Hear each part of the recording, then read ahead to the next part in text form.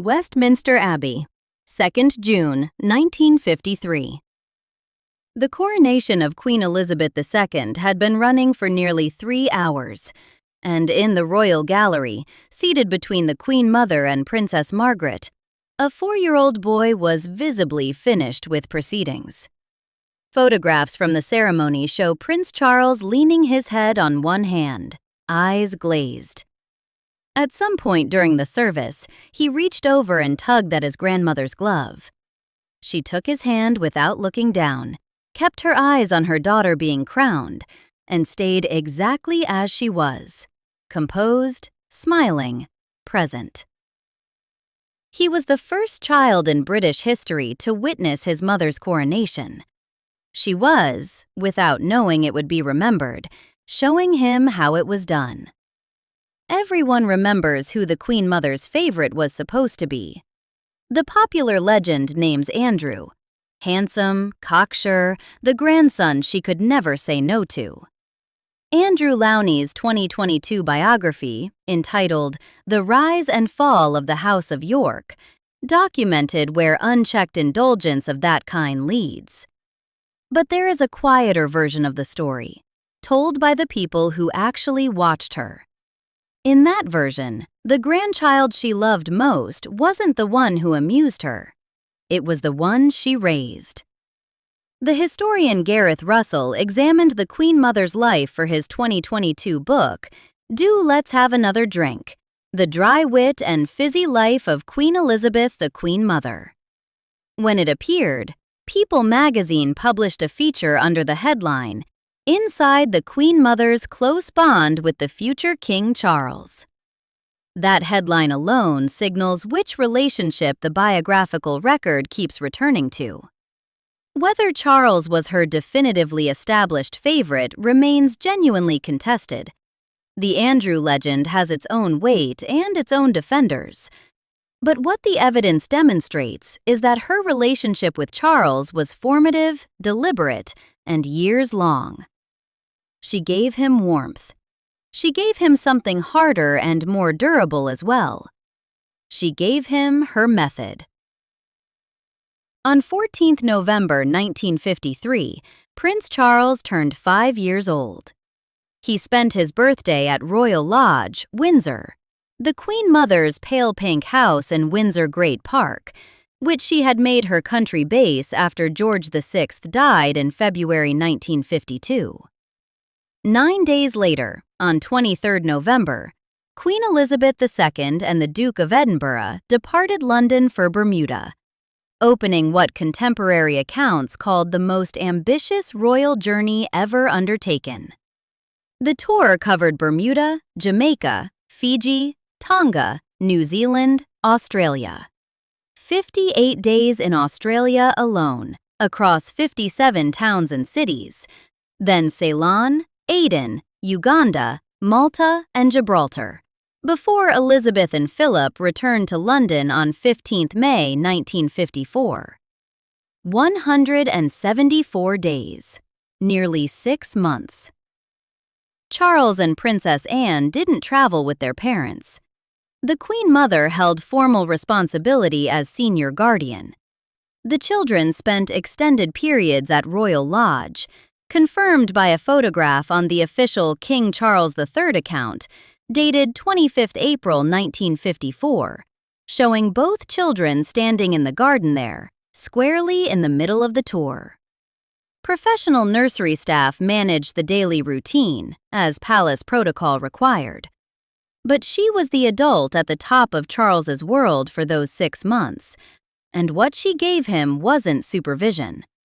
It was her time, her attention, and her specific way of inhabiting a room. He had been spending time with her since he was barely a toddler. Sally Bedell Smith, whose 2017 biography of Charles drew on many of the same sources assembled in William Shawcross's authorized record, describes what those visits looked like in concrete terms. As early as age 2, Charles sat on the Queen Mother's bed playing with her lipsticks, rattling the tops, marveling at the colors.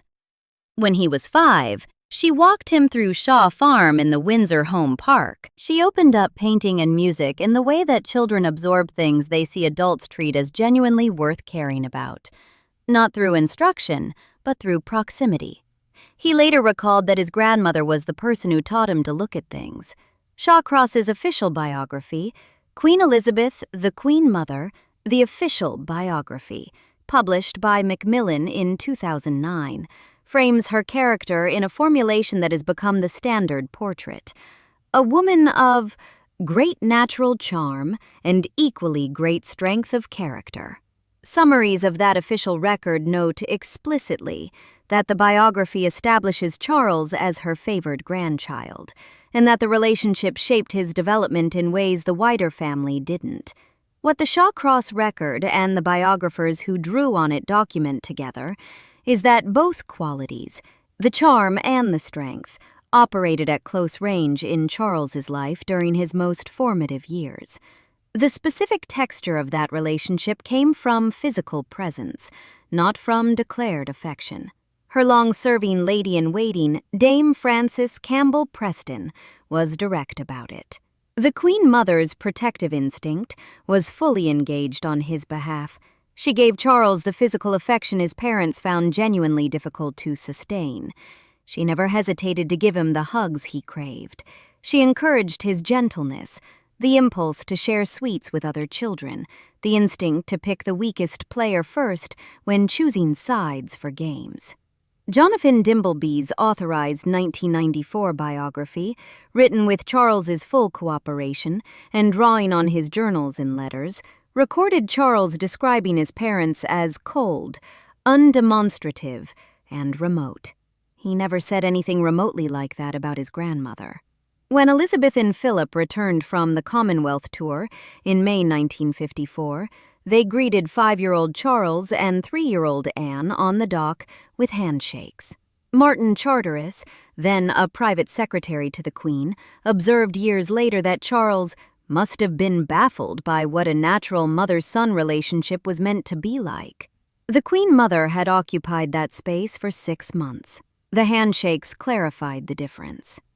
What she modeled during those years was a specific craft, and the historical record shows it operating across 3 separate crises before Charles was old enough to learn its name.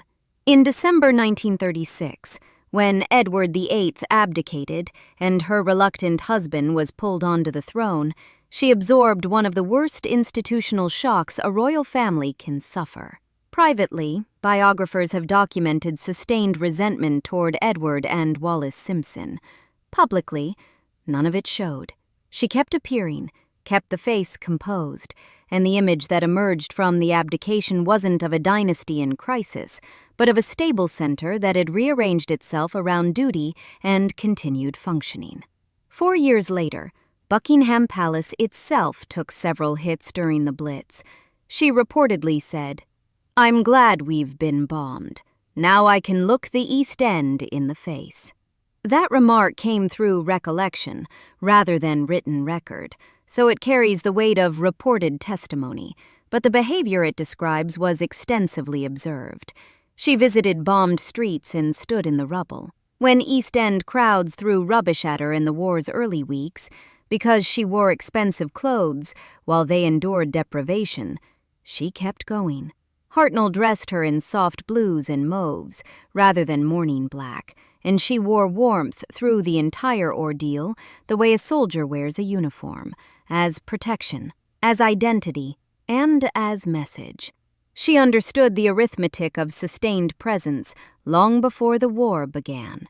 In May and June 1939, she and the King toured Canada coast to coast, the first time a reigning monarch had done so. Their reception was, by contemporary accounts, overwhelming. She told Canadian Prime Minister William Lyon Mackenzie King afterwards that the tour had made them. She was 38 years old, and she already understood what visible, consistent public presence did for an institution's long-term survival. By 4 August 2000, when she turned 100, crowds gathered along the Mall and outside Buckingham Palace to mark the day. International visitors came from across the Commonwealth. including, by one documented account, a woman from Ontario who told journalists she had attended more than 12 of the Queen Mother's previous birthday celebrations. She appeared on the balcony. She waved. The performance was identical to every previous one, and that was precisely the point. 64 years of sustained public presence, and the seams were still invisible. That is the method. Performed warmth, sustained engagement, the refusal to appear rattled. Absorb the criticism, continue the engagements, never explain, never stop. Charles grew up watching it from her side, in her houses, during the years his parents were on the other side of the world. In November 1961, when his parents were in Ghana, he played Richard III in a school production at Cheam. The Queen Mother attended in their place and wrote to the Queen afterwards with sharp, specific affection.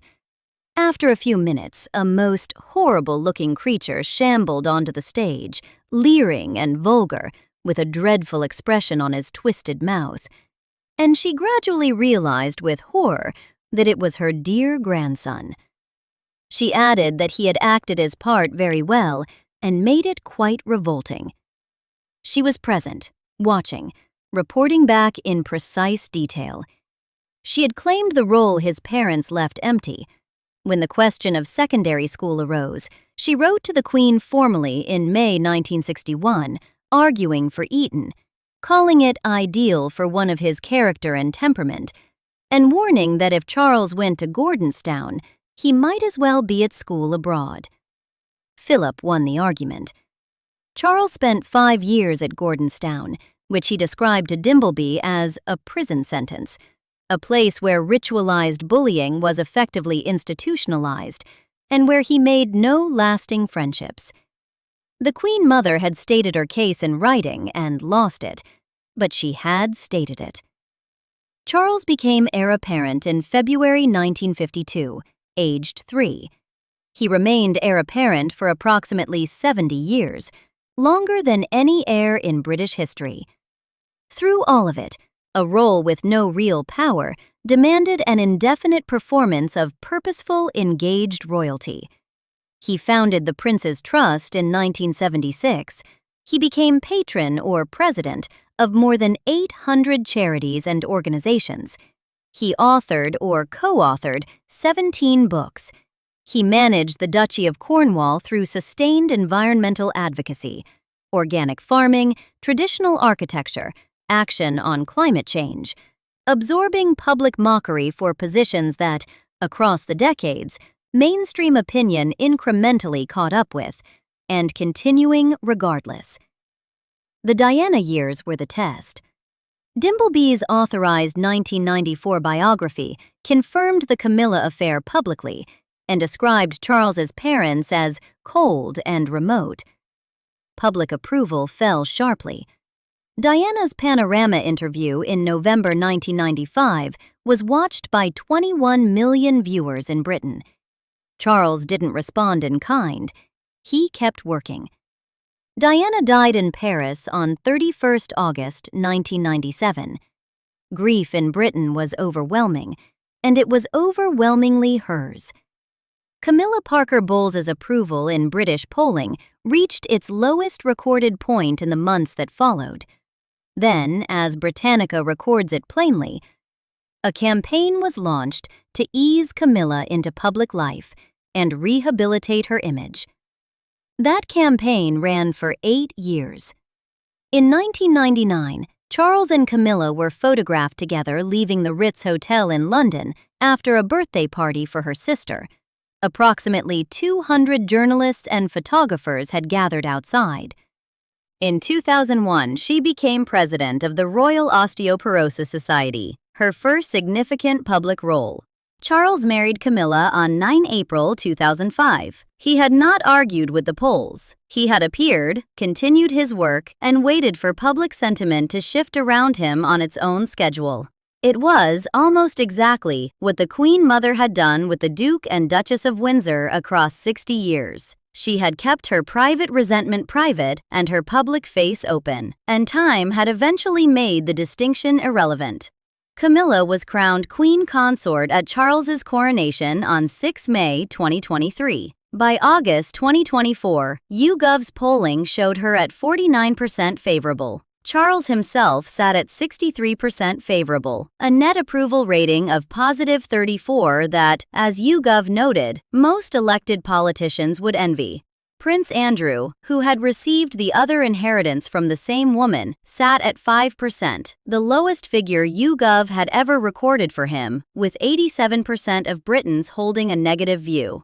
After the Queen Mother died on 30 March 2002 at Royal Lodge, Windsor, aged 101, the same house where Charles had spent his 5th birthday 49 years earlier, he established a specific annual practice. Every year, in the first week of August, he travels to the Castle of May, the remote Caithness estate the Queen Mother purchased in 1952 as the only property she ever personally owned. He carries out local engagements. He marks her birthday, 4 August, in the house she kept until the end. Sally Bedell-Smith has reported this as a consistent annual constant. He has done it every year since she died. Sustained presence, extended even to her memory.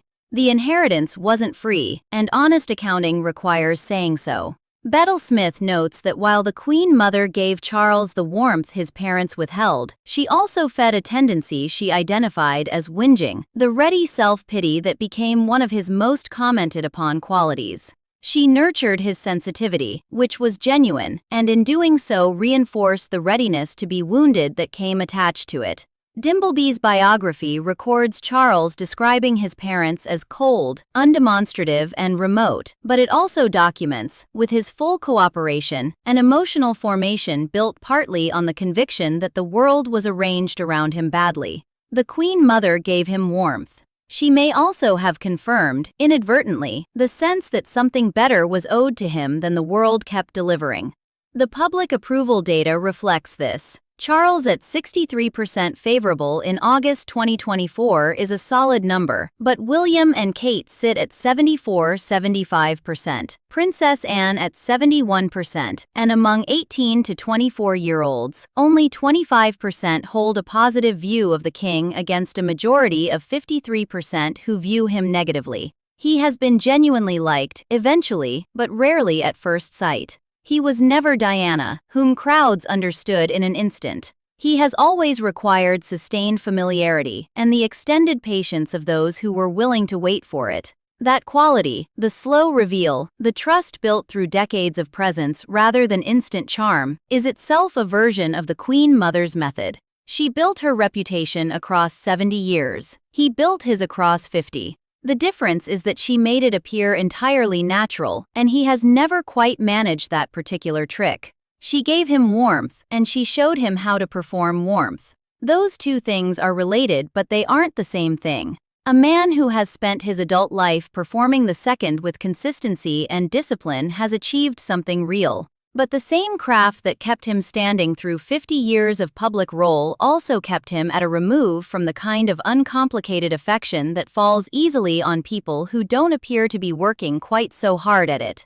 When Charles acceded to the throne on 8 September 2022, aged 73, he became the oldest person ever crowned at Westminster Abbey. He had waited longer than any heir in British history. The crown wasn't a surprise. It was the completion of something that had been building since February 1952, when a 3-year-old boy became heir to a throne he wouldn't occupy for 7 decades. The family told one story about the Queen Mother's favorite, and the cameras believed it, the charming grandson who could do no wrong. But the grandchild she actually shaped was the one she took to Royal Lodge when his parents were away, the one she walked through Shaw Farm at 5, the one she fought Philip over in riding when his schooling was at stake, the one she watched perform Richard III and described in careful, specific letters to his absent mother. She didn't give him indulgence, she gave him method, how to stand in a role you didn't choose, how to wear warmth like a uniform, how to outlast every reversal by simply not stopping. Andrew inherited her appetite, Charles inherited the thing underneath it, and spent 50 years repaying it in endurance.